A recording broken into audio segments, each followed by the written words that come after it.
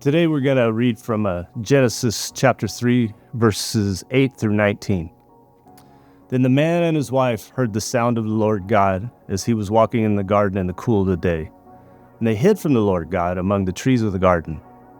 But the Lord called to the man and said, "Where are you?" He answered, "Well, I heard you in the garden, and I was afraid because I was naked, so I hid." He said, "Who told you that you were naked? Have you eaten from the tree that I commanded you not to eat from?" The man said, "The woman you put here with me, she gave me some fruit from the tree and I ate it." Then the Lord God said to the woman, "What is this you have done?" And the woman said, "The serpent deceived me and I ate." So the Lord God said to the serpent, "Because you have done this, cursed are you above all livestock and all wild animals. You will crawl on your belly and you will eat dust all the days of your life. And I'll put enmity between you and the woman and between your offspring and hers. He will crush your head, and you will strike his heel." To the woman he said, "I will make your pains in childbearing very severe. With painful labor you will give birth to children. Your desire will also be for your husband, and he will rule over you." And to Adam he said, "Because you listened to your wife and ate fruit from the tree about which I commanded you, you must not eat from it. Cursed is the ground because of you. Through painful toil you will eat food from it from all the days of your life. It will produce thorns and thistles for you, and you will eat the plants of the field. By the sweat of your brow you will eat your food until you return to the ground, since from it you were taken, for dust you are, and to dust you will return." They heard God and hid. Let's go over some of this. God's asking, "Where are you?" God is searching for them. They are running away from God. They're hiding. Adam and Eve were trying to hide in the trees and the bushes. They knew that they had been disobedient, yet God still seeks Adam out. God is pursuing them just as he pursues us. By the way, I'm pretty sure God knew where they were. Then he asked, "How did you know you were naked?"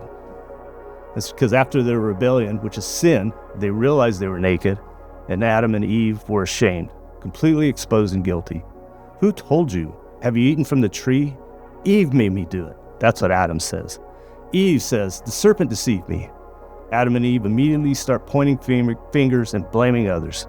They compounded their sin by not accepting responsibility. In verse 3:14, God curses the serpent to slither in the dust of your belly.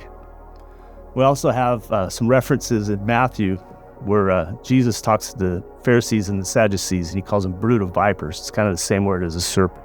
So in verse 3:14, he says, "That is, the serpent will bite the heel of the woman's seed." The heel bite is set in contrast to the head crush. I read that we could add the word only, as in, "You shall only bruise his heel." I think this also reflects the age of constant battle between good and evil.